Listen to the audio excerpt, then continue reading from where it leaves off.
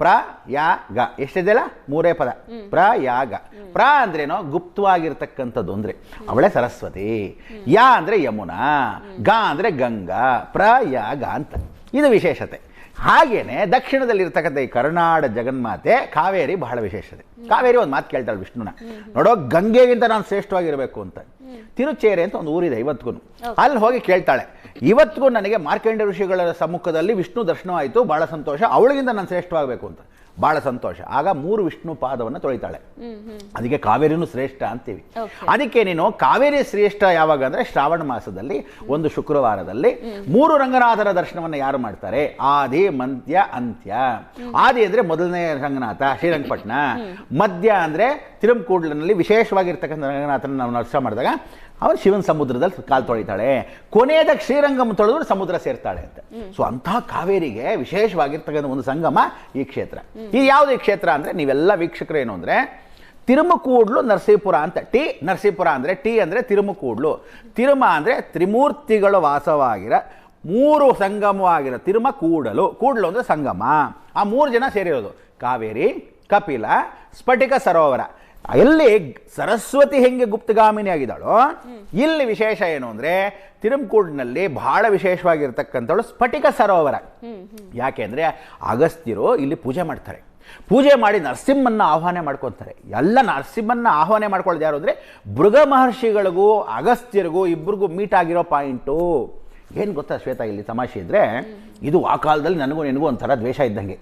ಹೆಂಗೆ ಅಂದ್ರೆ ಅಗಸ್ತ್ಯರಿಗೂ ಒಂದು ಪೈಪೋಟಿ, ಭೃಗ ಮಹರ್ಷಿಗಳು ಒಂದು ಪೈಪೋಟಿ. ನೀನು ನೋಡು, ಮೈಸೂರಿಂದ ಅಪ್ ಟು ಚನ್ನಪಟ್ಟಣದವರೆಗೂ ಬಾ. ಏನು ಹೇಳ? ಮೈಸೂರಿಂದ ಚನ್ನಪಟ್ಟಣದವರೆಗೂ ಆ ದಡದಲ್ಲಿ ಅಗಸ್ತ್ಯರು ಈಶ್ವರ ಪ್ರತಿಷ್ಠಾ ಮಾಡ್ತಾರೆ, ಈ ದಡದಲ್ಲಿ ನರಸಿಂಹ ಪ್ರತಿಷ್ಠಾ ಮಾಡ್ತಾರೆ. ಮಂಡ್ಯಕ್ಕೆ ಬಾ, ಆ ಕಡೆ ಅಗಸ್ತ್ಯರು ಒಂದು ಈಶ್ವರನ ಪ್ರತಿಷ್ಠಾ ಮಾಡ್ತಾರೆ, ಈ ಕಡೆ ನರಸಿಂಹನ ಪ್ರತಿಷ್ಠಾ ಮಾಡ್ತಾರೆ. ಈ ಕಡೆ ಚನ್ನಪಟ್ಟಣಕ್ಕೆ ಬಾ, ಈ ಕಡೆ ಒಂದು ನರಸಿಂಹನ, ಈ ಕಡೆ ಒಂದು ಈಶ್ವರನ ಪ್ರತಿಷ್ಠೆ. ಸೊ ಹೀಗೆ ಇವರಿಬ್ಬರು ಪ್ರತಿಷ್ಠಾಪನೆ ಮಾಡಿರೋ ಸಂಗಮ ಕ್ಷೇತ್ರವೇ ತಿರುಮಕೂಡ್ಲು ನರಸೀಪುರ.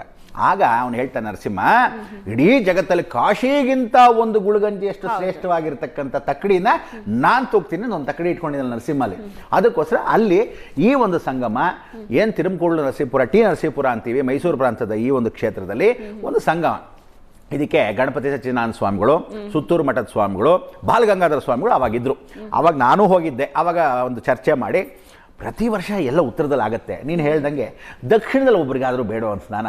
ಹೇಗಿದ್ರು ಮಹಾಸಂಗಮ ಕ್ಷೇತ್ರ ಮಾಡೋಣ. 3 ವರ್ಷಕ್ಕೊಂದು ಸಲ ಯಾವತ್ತು ತಿಳ್ಕೊಳ್ಳಿ, ಮೇಲ್ಗಡೆ ಇರ್ತಕ್ಕಂಥ ಭ್ರಮರಾಂಬಿಕಾ, ತಲಕಾಡಲ್ಲಿ ಭ್ರಮರಾಂಬಿಕಾ ಇದೆ, ಅವಳಿಗೆ ಜಾತ್ರೆ ನಡೆಯುತ್ತೆ ಪ್ರತಿ ಪೌರ್ಣಮಿ. ಮಾಘ ಪೌರ್ಣಮಿ ಅಂತ ಕರಿತೀವಿ. ಆ ಮಾಘ ಪೌರ್ಣಮಿಗೆ ಭ್ರಮರಾಂಬಿಕಾಗೆ ಮೂಗ್ಬಟ್ಟು ಇಟ್ಟು ಅವಳಿಗೆ ಜಾತ್ರೆ ನಡೆಯುತ್ತೆ. ಈ ಸಂಗಮ ಕ್ಷಮತೆಯಲ್ಲಿ ನಾವುಗಳು ಒಂದು ವಿಶೇಷವಾಗಿರ್ತಕ್ಕಂಥ ನೀವುಗಳು ಒಂದು ಮೇಳವನ್ನ ಮಾಡೋಣ. ಆಗ ಸಂಗಮ ಸ್ನಾನವನ್ನು ಮಾಡಿ, ಮಾಘ ಸ್ನಾನ ಅಂತ ಕರಿತೀವಿ. ಅದಕ್ಕೆ ಇಂಥ ಒಂದು ಮಾಘ ಸ್ನಾನ, ಈ ಕರುನಾಡ ಮಾಘ ಸ್ನಾನಕ್ಕೆ ಬಂದಿರತಕ್ಕಂಥ ವಿಶೇಷಣೆ. ಇಷ್ಟೆಲ್ಲ ನೀವು ತಿಳ್ಕೊಳ್ಳೋಕೆ ಒಂದು ಆ ಕ್ಷೇತ್ರದ ಮಹಿಮೆ ಏನು ಅನ್ನೋದ್ರ ಬಗ್ಗೆ ನೀವು ತಿಳಿಸ್ಕೊಟ್ರಿ. ಈಗ ಕುಂಭಮೇಳ ಅಂದ ತಕ್ಷಣ ಅಲ್ಲಿ ಪುಣ್ಯ ಸ್ನಾನ ಇರುತ್ತೆ. ಪುಣ್ಯ ಸ್ನಾನ ಅದನ್ನ ಯಾವ ರೀತಿ ಮಾಡಬೇಕು, ಪುಣ್ಯ ಸ್ನಾನದ ಬಗ್ಗೆ ಶಾಸ್ತ್ರಗಳಲ್ಲಿರುವಂತಹ ಉಲ್ಲೇಖ ಏನು? ಯಾಕಂದ್ರೆ ಈ ಸಂಗಮ ಸ್ಥಾನ ಇದೆಯಲ್ಲ, 3 ನದಿಗಳ ಸಂಗಮ ಸ್ಥಾನ, ಅಲ್ಲಿ ಪುಣ್ಯ ಸ್ನಾನವನ್ನ ಮಾಡಿ ನರಸೀಪುರದಲ್ಲಿರುವಂತಹ ದೇವಾಲಯಗಳ ದರ್ಶನವನ್ನ ಪಡೆದ್ರೆ, ಕಾಶಿಯಲ್ಲಿ ವಿಶ್ವನಾಥನ ದರ್ಶನವನ್ನ, ಅಲ್ಲಿ ಗಂಗೆಯಲ್ಲಿ ಸ್ನಾನ ಮಾಡಿ ವಿಶ್ವನಾಥನ ದರ್ಶನವನ್ನ ಪಡೆದ ನಂತರ ಸಿಗುತ್ತಲ್ಲ ಪುಣ್ಯ, ಅದಕ್ಕಿಂತಲೂ ಒಂದು ಗುಲಗಂಜಿ ಜಾಸ್ತಿ ಪುಣ್ಯ ಇಲ್ಲಿ ಸಿಗುತ್ತೆ ಅಂತ ಹೇಳ್ತಾರೆ.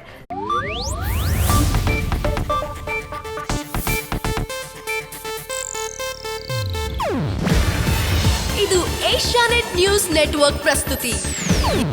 ನೀವು ನೋಡ್ತಿದ್ದೀರಾ ಏಷ್ಯಾನೆಟ್ ಸುವರ್ಣ ನ್ಯೂಸ್.